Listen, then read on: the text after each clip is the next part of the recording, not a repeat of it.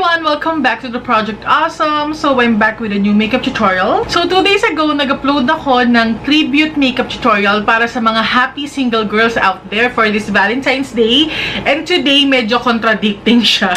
Ngayon naman, ang i-upload ko ay Anti-Valentine's Day makeup look.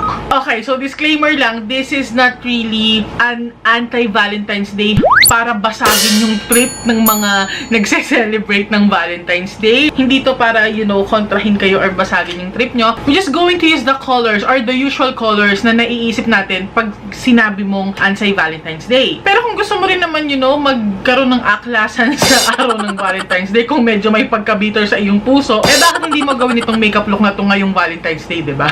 Pero kung nag-aabang na nga kayo ng Anti-Valentine's Day makeup look, eh ituloy na natin to.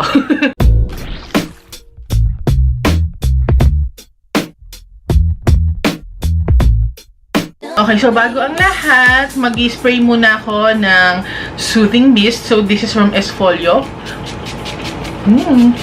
Actually, nag-ano naman ako kanina, nag-skincare na ako kanina, nag-tone na ako, moisturizer and everything. Kaso medyo kanina pa yon. So, gusto ko lang na mas refreshed and mas moisturized yung face ko bago ako maglagay ng makeup sa face ko. So, usually, pagka sinabi natin Anti-Valentine's Day, ang naiisip natin agad dark colors. So, today, ang gagawin natin ay chocolate-themed makeup look. Okay, so mag-a-apply muna tayo ng primer and I have 2 options for you. Itong Sleek Mattifying Primer and this one is the Sleek Hydrating Primer. Ayan. So, depende kung anong skin type nyo. Kung oiling skin nyo, eh, go for the Mattifying Primer. Pero kung normal to dry skin ka, I suggest that you use this hydrating primer. So ako, I have combination skins. Dun sa T-zone ko, lalagay ko yung mattifying primer. And then, the rest of my face, I will use the hydrating primer. By the way, guys, naka-sale yung Sleek ngayon na. So, itong primers na to, from 695 pesos, makakuha nyo na lang sila na 650 pesos. O, diba? Di ba nilagyan ko ng primer dito sa T-zone ko, tapos kinalat ko siya dito kasi usually oily din yung part na to ng face ko. Nakita niyo yung hati niya. Ito moisturized yung dating niya. Ito matte na agad. Ang galing. I'm just going to apply the hydrating primer naman. So, why do we use a primer ba? Unang-una sa lahat, magsisilbi siyang barrier between your skin and the makeup that you're going to apply. Next, nahihelp niya na ma-prolong yung makeup ninyo. Also, nakakatulong siya na mas kumapit ng maganda yung makeup sa face mo. Okay, after maset ng primer sa face natin, now it's time for foundation. And what I'm going to use is the Sleek Lifeproof Foundation. First time ko din gagamitin to. This is in the shade LP03. And it says here that this is medium to full coverage, sweat-proof, and oil-free. Guys, kasama to sa naka-sale. So, from $795, $695 na lang siya. 100 din yun. 100 din yung difference, guys. Oh, wait lang. Parang medyo dark siya. If it's quite dark, I'm going to mix it with something lighter. Kung sakto lang naman siya pag sa face. Gusto ko ngayon lagi mas ina-apply yung foundation na kamay lang yung gamit. Kita nyo ang dami kong pimple marks dyan, pero nag-lighten na yan. Because of the skincare routine that I'm doing right now. And kung interesado kayo doon, mag-comment lang kayo sa baba. Kung gusto nyo makakita ng updated skincare routine ko. Ayan, nakita nyo yung difference. Hindi naman pala siya maitim. Sakto. In fairness ha, you know, hindi siya maputi, hindi siya maitim. Sakto lang siya. Pero I think I need 2 layers of this one. Pero bago ko gawing 2 layers, lalagyan ko muna yung kabilang side ng face ko.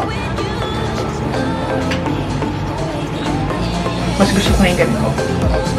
Okay, ngayon maglalagay na tayo ng second layer. Pero for the second layer, gagamit na ako ng sponge. Okay guys, so nag-apply na ako ng 2 layers ng foundation sa face ko. Pero medyo nakukulangan ako ng coverage sa may eye area ko. So naglagay lang ako ng concealer. Now we're just going to powder this para ma-set siya. Kasi even though oil-free siya, feeling ko kailangan ko pa rin siyang iset.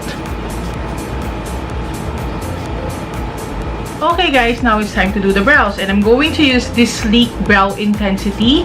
And dual-ended siya. Yung isang side, yun yung pencil. And then yung other side, yun yung spoolie. So the shade that I'm using right now is medium. I'm just wondering guys, pag nagkikilay kayo, anong inauna nyong i-trace? Yung baba o yung taas? Kapag ka medyo manipis sa part dito, inuuna ko yung taas. Pero kapag ka okay naman yung tubo niya dyan, inuuna ko yung baba. Alam nyo guys, this is a technique na pag nagkikilay kayo, huwag nyo masyadong diinan yung pencil para hindi malagas.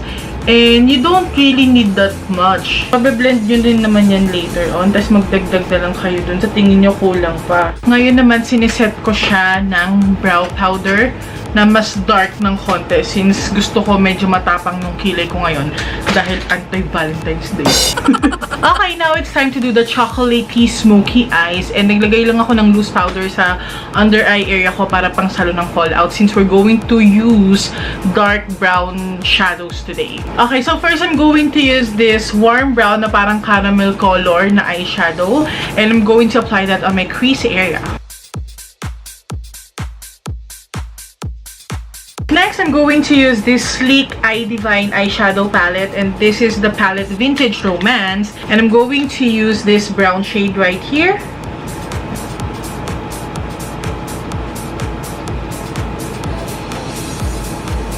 And then I'm just going to blend out the edges. Taking a bigger blending brush to blend out everything. And then now I'm going to apply the same eyeshadows on my lower lash line. So unahin ko muna yung warm brown eyeshadow, yung parang caramel shade, and then yung brown shade dito sa sleek palette natin. Next, I'm using this sleek eyeshadow palette na Stonework. At ang gagamitin ko lang dito, itong cream eyeshadow na to para dito sa ating middle lids. Ito nyo ba? Gawin ko lang siyang base. After that, I'm taking my another sleek ANTI-VALENTINE'S eyeshadow palette, and this is the palette original. So kukunin ko naman tong parang bronzy shade na to. Yan.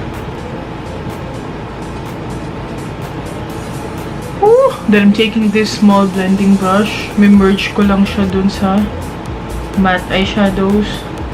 Now I'm using a warmer shade of dark brown eyeshadow. And I'm going to apply that on the outer and inner corners of the eyes, or outer or inner V ng mata.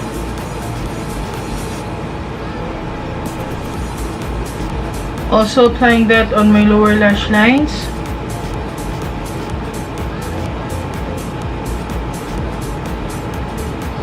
So ngayon, maglalagay tayo ng shiny, shimmering, splendid dito sa middle part ng ating lower lids. So, ito yung DeLanci na glitter palette ko. I'm going to mix these two glitters right here.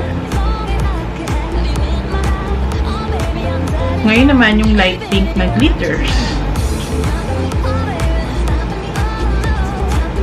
Now I'm going to apply this berry shade na pigment na to. I'm going to apply that on top of the glitters.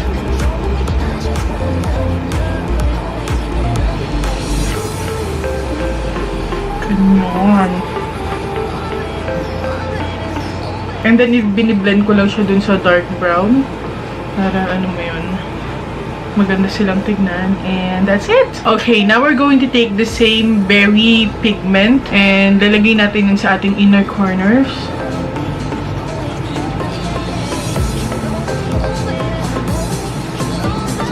Blend.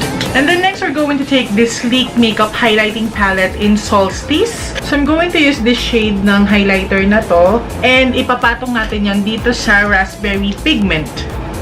Wow! Whew, that's crazy.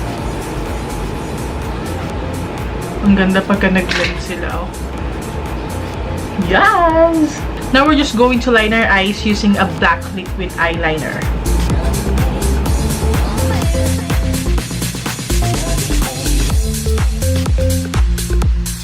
After that, we're now going to curl the lashes, apply mascara, and we're going to apply false eyelashes as well.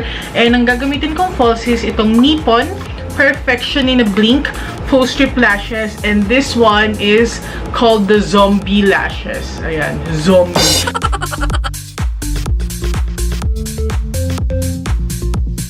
Anyway, now it's time to do the rest of the makeup since tapos na tayo sa eyes. Yan na yun, basically. Yun talaga ini-aim ko, chocolatey, smoky, ganun. Now we're going to bronze the face and I'm going to use this sleek contouring and blush palette. Basag na yung blush niya, so medyo hindi ko mapapakit na eyeliner ko na lang. Okay, ito yung bronzer.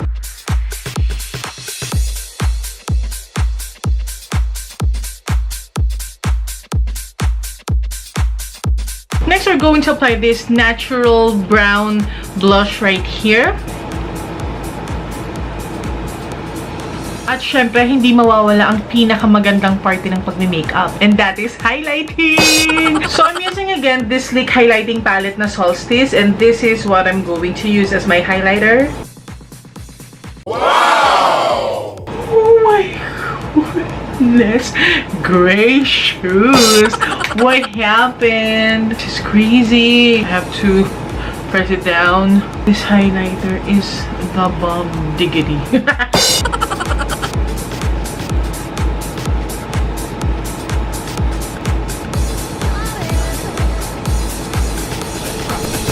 Don't forget the Cupid's bow. Okay, oras na para tapusin natin ang anti-Valentine's Day makeup na to.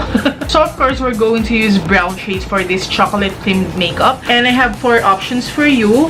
Ito yung sleek matte me na chocolate shades nila. Ito yung swatches. Nasa taas, yun yung hazelnut crush. And then yung sumunod, it's called roasted almond. And then the third one, it's called chocolate meringue. And then the last one, yung nasa pinakababa, it's the shade cinnamon spice. So I think what I'm going to use today, yung pangalawa, and that is the shade called roasted almond.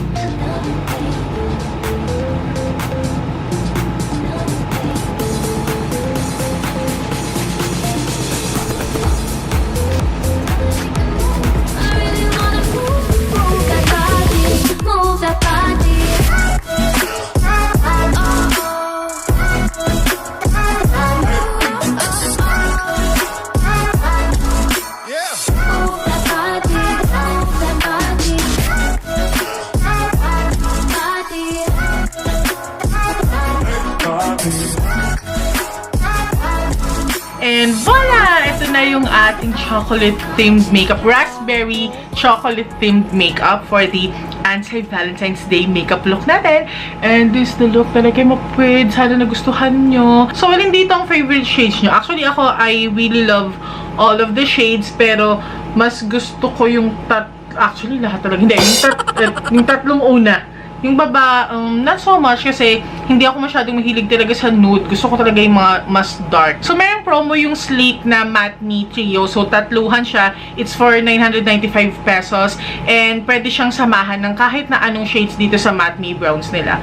Ayan, I really love this color. Actually, hindi lang naman pang anti-Valentine's Day itong makeup look na to. Pwede rin naman siyang gamitin sa ibang occasions. But yeah, this is my anti-Valentine's Day chocolate-themed or chocolate-inspired makeup look. And I really love this look because I really love the shades brown. I really love brown makeup looks, mga ganitong looks kasi it just goes well with everything and any occasions, diba? So ayan, I really hope that you enjoyed watching this video. If you're not yet subscribed here in my YouTube channel, please do subscribe for more videos like this. Kung meron kayong request ng mga makeup looks, mag-comment lang kayo sa baba. And as for the products that I used in this video, ililista ko po lahat sa information box below. Also, please don't forget to hit that notification bell para ma-notify kayo sa mga future videos natin. Thank you so much for watching this video and I hope to see you in the next one, you guys. Stay awesome and accomplish your mission. Bye!